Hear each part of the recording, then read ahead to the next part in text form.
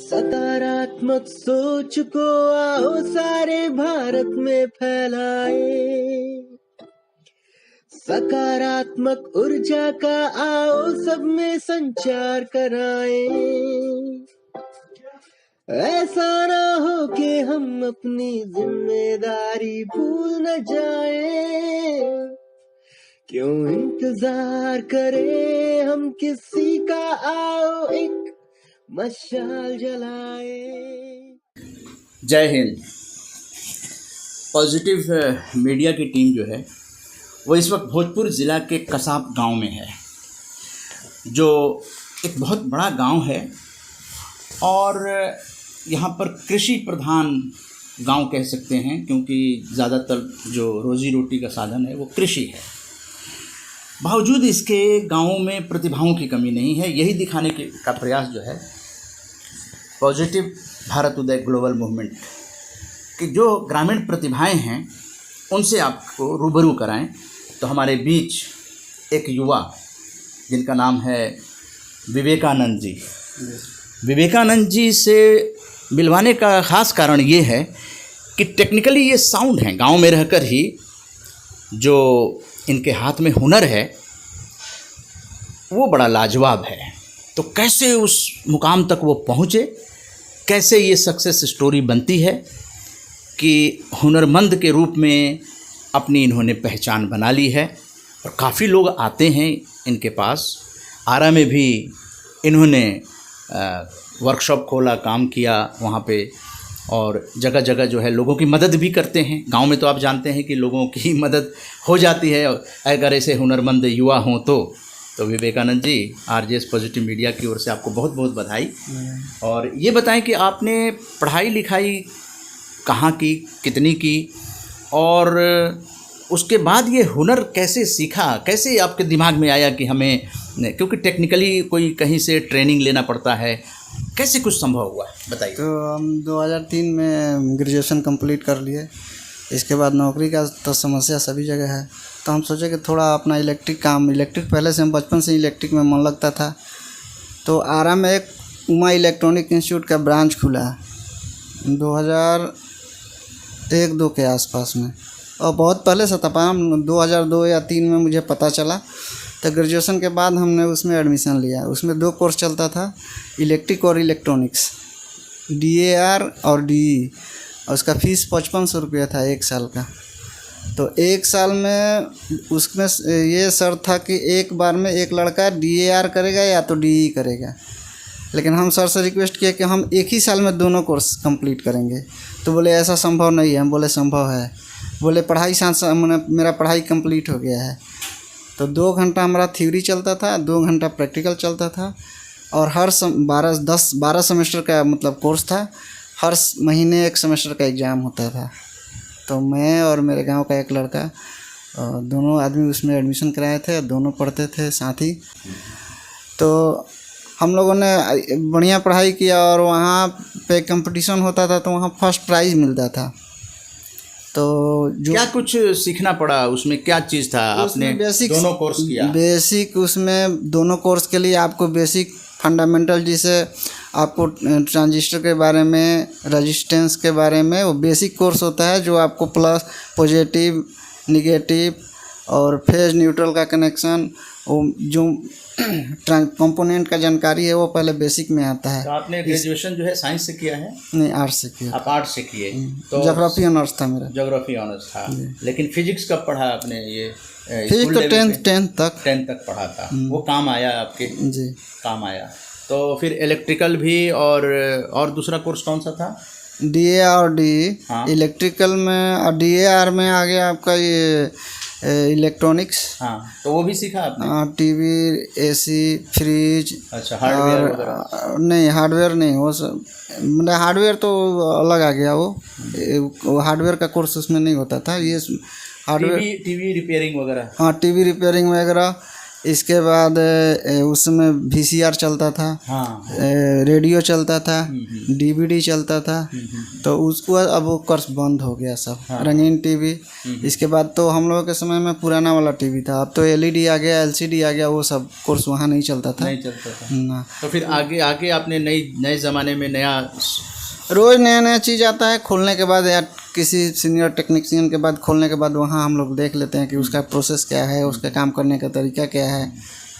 Same चीज़, function तो वही रहता है, डिपार्टमेंट वही रहता है, काम करने का तरीका बदल जाता है। और मैनुअली कंपोनेंट के जगह पर आजकल 10 गो कंपोनेंट पहले लगता था, अब उसके लिए IC लग जा रहा है, एक ही कंपोनेंट, तो सर्किट छोटा हो गया। और तो हमको सबसे अच्छा लगा इलेक्ट्रिक, तो इसमें इलेक्ट्रिक का ही काम करते हैं। तो कभी ऐसा लगा कि आप ITI कर लें उस दौर में? उस दौर में ITI का हम लोगों के पास मात्र 3 ही संस्थान था बिहार में। एक डिहरी में था, एक दीघा पटना था, और एक बक्सर था। तो उसमें शर्त था कि जो फर्स्ट डिवीज़न होगा उसी का एडमिशन होगा, और उस समय हम लोग सेकंड डिवीज़न थे, हम लोग का एडमिशन संभव नहीं था। और बाद में जब हम लोगों ने सीख लिया तो फिर प्राइवेट ITI खुला, काफ़ी लेट हो चुका था, तो उसमें हम लोगों ने सीखना आरंभ किया। उमा इलेक्ट्रॉनिक्स, वो भी ऑल इंडिया में उसका ब्रांच है, लक्सा वाराणसी में उसका हेड ऑफिस है। अभी क्या लगता है किस चीज़ की ज़्यादा इस तरह की डिमांड आ रही है? किस चीज़ में? मतलब किस तरह के काम की डिमांड ज़्यादा? काम तो पंखा, गांव में तो पंखा, स्टैंड फैन वगैरह है, कूलर है, और इंडक्शन है, आरा में जब आप करते थे तो वहाँ पर भी कुछ काम मिलता था? आरा में हम नहीं, हम चंडीगढ़ में रहते थे। अच्छा, चंडीगढ़ में, वहाँ का अनुभव बताइए। वहाँ हम 2007 में गए थे। वहाँ पे पहले फर्स्ट मैंने सागर डिजर्ट कूलर में काम करना प्रारंभ किया। तो वहाँ काम करने के बाद, हाँ, कूलर से स्टार्ट किया, कूलर और गीजर। वहाँ मैन्युफैक्चरिंग होता था कूलर और गीजर का। तो सीजन ऑफ हो गया, सीजन ऑफ होने के बाद वो डिक्सन टेक्नोलॉजी एक कंपनी है जो फिलिप्स का काम करती है, CFL डिपार्टमेंट खुला नया, तो उसमें मेरा वैकेंसी हो गया। फिर मैंने वहाँ काम किया 11 महीना। 11 महीना के बाद मैंने एक मास्टर लाइन टेलीविज प्राइवेट लिमिटेड जो कंपनी है 9 फेस में मोहाली, और वहाँ रिचार्ज कूपन बनता था, और वहाँ ऑफसेट प्रिंटिंग मशीन था। फिर मैंने वहाँ इंटरव्यू दिया, मेरा सिलेक्शन हो गया। तो ऑफसेट मशीन चलाने का, कंप्यूटराइज ऑफसेट मशीन चलाने का मुझे सौभाग्य प्राप्त हुआ, और मैं वहाँ उसका ट्रेनिंग लिया। इसके बाद फिर वहाँ से मैंने 15 महीना तक वहाँ काम किया। इसके बाद फिर वहाँ मैंने रिज़ाइन कर दिया, और फिर अपने जहाँ हम रहते थे राम दरबार में, उसके पास में ही एक यूनी स्टार पब्लिकेशन करके ऑफसेट कंपनी का था, मतलब उसका अपना पब्लिकेशन का कंपनी था। वहाँ मैंने इंटरव्यू दिया, मेरा सिलेक्शन हो गया। तो फिर वहाँ मैंने काम करना आरम्भ कर दिया। 2012 तक वहाँ काम किया। इसके बाद घर पे आ गए, घर पे कोई देखने वाला नहीं। अच्छा, ये मतलब एक आपके सामने जो घर परिवार की जिम्मेदारी होती है वो आ गई, क्योंकि घर में खेती भी है, और फिर देखने वाले कोई नहीं, भाई बाहर ही हैं। हाँ, दोनों भाई बाहर ही रहते थे। तो फिर हम घर पे आ गए, और यहीं पे अपना स्वरोजगार के रूप में ये इलेक्ट्रीशियन का काम आरम्भ किया। वायरिंग भी कर लेते हैं, और पंखा वगैरह, AC कूलर सब वगैरह बनाते हैं। तो यहाँ आए तो एक मेरे भैया के दोस्त हैं, तो हेल्प करते हैं ये। हाँ। लेकिन खेती बाड़ी की स्थिति कैसी है? बारिश जैसे? बारिश तो सीजनली, जैसे कोई ज़रूरी नहीं है कि बारिश हो ही जाए। आहर पोखर है, सब चीज़, सब कुछ है, सिंचाई का साधन है। मौसम के ऊपर डिपेंड हो गया, मौसम सही है तो फसल सही हुआ, मौसम ख़राब हो गया तो फसल ख़राब हो गया, उसमें नुकसान भी होता है। तो इस समय धान की फसल कैसी है? इस समय धान की फसल ठीक है, लेकिन मक्का वगैरह जो लगा हुआ है वो बारिश से ज़्यादा नुकसान हो गया है। ज़्यादा बारिश हो गई। तो इस तरह से आप गांव को भी देख लिए। यहाँ का मुख्य मतलब धान सब्जी तो, धान चावल तो है ही, ये गेहूं की, और मुख्य यहाँ का फसल है सब्जी। मेन सब्जी का हब है कसाब। बाजार कहाँ जाना पड़ता है? बाजार तो पहले हम लोग आरा करते थे, आरा मंडी, लेकिन अब जाम लगने की वजह से अब बगल में ही दुलारपुर बाज़ार है, वहीं पे बिकता है। कुछ बाहर के व्यापारी भी आते हैं, तो अपना रेट अगर उन लोगों को जंच गया तो यहाँ से उठा ले जाते हैं। चलिए, बहुत बहुत धन्यवाद विवेकानंद जी, आपसे बातचीत करने के लिए। और अब देखिए, विवेकानंद जी की माताजी जो हैं वो RJS राष्ट्रीय सम्मान की प्रदाता हैं, तो मैं उनको बुलाना चाहूँगा। विवेकानंद जी को धन्यवाद करते हुए कि इतना हुनरमंद बच्चा है, तो माँ आप क्या कहना चाहेंगी विवेकानंद जी के बारे में? श्रीमती ललिता देवी जी हैं और स्वर्गीय श्री रामदयाल सिंह जी की धर्मपत्नी हैं और ये भी काफ़ी पढ़ने लिखने में काफ़ी होशियार रही हैं और मुझे लगता है कि इसके चलते बच्चे भी होशियार बने हैं। विवेकानंद जी के बारे में सबसे पहले तो आरजेएस का राष्ट्रीय सम्मान जो आपने घोषित किया, उसके लिए आरजेएस की ओर से आपका बहुत बहुत धन्यवाद। विवेकानंद जी का बचपन कैसा था? वो क्योंकि वो उनके हाथ में कई चीज़ें सीख लिए, बाहर भी गए, चंडीगढ़ और बता रहे हैं कहाँ गए, तो बचपन उनका कैसा था? कुछ उस पर प्रकाश डालना चाहिए। बचपन में बहुत तेज, उनको सभी लोग मैंने बोलते थे कि बहुत तेज है, हर काम में कोई काम मैंने करते ना तो अच्छा से करते। खेती गृहस्थी के भी जो साथ में अपने मैंने पिताजी के साथ यानी कोई के आदमी के साथ जाते न तो अच्छा से काम कर लेते थे। पढ़ाई में भी अपना करते रहे, घर के जिम्मेवारी भी अपने संभालने लगे बचपन से ही। तभी इनके पिताजी इन्हीं पर लोड अपना माने उनका जब शरीर थकने लगा, हाथ कांपने लगा, लिखने पढ़ने का कागज़ पत्र सारा जिम्मेवारी इन्हीं को सौंप दिए। डायबिटीज़ भी हो गया था? हाँ, उनको ना तो उसके बाद से इनको सौंप दिए। इसी के चलते बाहर नहीं उतना निकल गए थे, लेकिन तबीयत इनकी इतने न खराब हो गई कि मरने से बचे। तो हम लोग चंडीगढ़ में जब थे तो आज तो उनकी हालत बहुत खराब थी। उसी समय इनका शादी होता, इनका औरत का भी तबीयत खराब, इनका भी पेट में दर्द, उनका भी पेट में दर्द। फिर मैंने बोली कि मेरा पैसे के भुगने ज़्यादा रहने दो, यही मन जाओ दोबारा। तो फिर मैंने हम लोग सोचे कि अच्छे हो जाएंगे तो जाएंगे, लेकिन किस्मत नहीं, जल्दी दिमाग भी डिस्टर्ब हो गया इसी के चलते। तो फिर हम लोग यहीं फिर खेती बाड़ी भी देखना था, खेती बाड़ी या चाहे मैंने जो कुछ भी करना था, हम लोगों का यही था कि इनका शरीर स्वस्थ हो जाए। अपना परिवार भी इनका मैंने साथ में शादी ब्याह हुआ तो कुछ अपना अपना घर में रहे तो कि अच्छा हो जाएंगे तो जाएंगे। फिर नहीं गए, जा पाए, यहीं रहने लगे। उसके बाद डॉक्टर के पास हम लोग भेजे तो कुछ दिन वहाँ कर डॉक्टरी नॉलेज किया, सब पानी चढ़ाना, सुई देना, वो भी सीख लिए। हाँ, वो सब सीखे हैं। कंपाउंडर का काम? हाँ, कंपाउंडर का काम। अब फिर वो भी कर लिए तो 2 बरस तो किए, 1.5 साल 2 साल। फिर जब इनका दिमाग स्थिर हो गया, फिर बाबू जी का तबीयत ज़्यादा शुगर वाला ही माने बीमारी हो गया, इन्हें कागज़ पत्र वाला उन हाथ से लिखा नहीं था तो कोर्ट कचहरी वाला काम ये सब आ गया। ये सब जिम्मेवारी उनको सौंप दिए, इसी में अपना घर में रह गए अपन यही। मतलब घर को देखना, आपके स्वास्थ्य को भी देखना। हाँ, पिताजी को, हाँ पिताजी को भी स्वास्थ्य में दवा ले आना, ले जाना, यार चेक कराना, ये कराना, सब यही जिम्मेवारी है।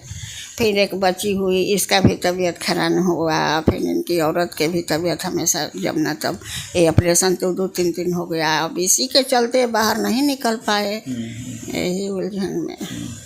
तो इस तरह से गाँवों की जो कहानी है वो ग्रामीण महिला की ज़ुबानी प्रस्तुत करने की, कि झंझावात जो है वो काफ़ी रहती है, बावजूद उसके आदमी अपने घर परिवार को देखकर भालकर और आगे बढ़ने की कोशिश करता है। तो ललिता देवी जी हैं और स्वर्गीय रामदयाल सिंह जी आपके पति हुए, जो कि एक शिक्षक थे और उन्होंने घर में, ये मैं दिखाना चाहूँगा कि ये पूरी लाइब्रेरी किताबों से भरी हुई है।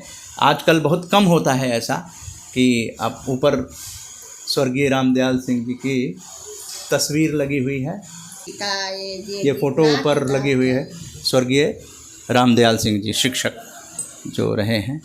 तो ललिता देवी जी पॉजिटिव मीडिया डायलॉग करने के लिए और गांव की दशा दिशा किस तरह से आप लोग ये कर रहे हैं, ये किताब भी भेंट की गई। अमृतकाल का सकारात्मक भारत का ये अंक जो है वो आपको भेंट की गई आरजेएस की ओर से। राष्ट्रीय सम्मान की प्रदाता रही हैं आप, तो आपको जय हिंद, जय भारत। हंसते रहिए, मुस्कुराते रहिए जीवन में। और आप बिटिया क्या नाम है, इधर आ जाओ, हैं? हाँ, गीतांजलि। चलो बहुत अच्छा, जय हिंद बोलो।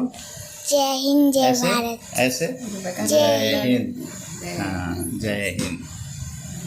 तो इस तरह से ये विवेकानंद जी की ये सुपुत्री है गीतांजलि। चलिए इसे, ये किताब पढ़ना, ये हिंदी में भी है ना, वो अंग्रेजी भी है, तो बड़े होना तो पढ़ना, किताब को रखे रहना। ये ग्रंथ है, ये किताब जो है ये सिर्फ किताब नहीं, ये ग्रंथ है ना, याद रखना इसको, ठीक है ना। किन किन तो बाबा सब बलमायरा में धैले रहन, शिव पुराण ले आके इनकर माता जी के शादी भइल वही घड़ी मंगा के अदेलन की पढ़ी लो, आशा शिक्षा हो या था, अच्छा विचार रही, घर परिवार चलाई लो बढ़िया से सबके। जी जी, शिव पुराण माने गीता, सुख सागर, ये सब सारा चीज घर काफ़ी में। स्वर्गीय रामदयाल सिंह जी की पुस्तक पढ़ने में काफ़ी रुचि रही है। कहाँ कहाँ से किताब इकट्ठा करके वो लाते थे? कौन ऐसा चीज ना वहाँ के रखले रही। कई तरह के रामायण हैं। हाँ, कितना चिड़िया के पंख तक ले अभी अलमीरा में से बिगाइल है। कौन चिड़िया के कैसन पंख होला सब वहाँ के माने कोई पूछ दी कंठ से सब याद रहत रहे, बता देते रहे, सबके नमूना रख ले रहे। वैसे हम भोजपुर जिला में बानी, भोजपुरी में जवन बा एगो बिटिया बिया, तो तहरा कैसन स्कूल में का भइल? स्वतंत्रता दिवस मनावल गइल, बताओ तो का भइल रहे? डांस भर रहे और गाना भर रहे। कौन गाना? देशभक्ति वाला। हाँ, देशभक्ति गाना भई रहे, है ना। तो चले, भाषा को भी हम लोग सम्मान देते हैं। बिहार की भोजपुरी जो है देश विदेश में बोली जाती है, तो ये भी हम अभियान का जो है यात्रा का हिस्सा है। 26 अगस्त 2024 से ये 6 सितंबर तक की यात्रा है। उसके दरमियान गांव के बच्चों से और महिला से, युवा से ये पॉजिटिव मीडिया डायलॉग आप लोग देख रहे हैं RJS positive media YouTube channel पर। इसके लिए आप लोगों को बहुत बहुत धन्यवाद। इस तरह के यात्रा के दरमियान जो है सक्सेस स्टोरी हम लोग आपको बताते रहेंगे। जय हिंद, जय भारत। सकारात्मक सोच को आओ सारे भारत में फैलाए, सकारात्मक ऊर्जा का आओ सब में संचार कराएं। ऐसा ना हो कि हम अपनी जिम्मेदारी भूल न जाएं, क्यों इंतजार करें हम किसी का, आओ एक मशाल जलाए। सकारात्मकता के उदय का चलिए हम उद्घोष कराएं। RJS जय हिंद के नारों से अपना देश जगाए।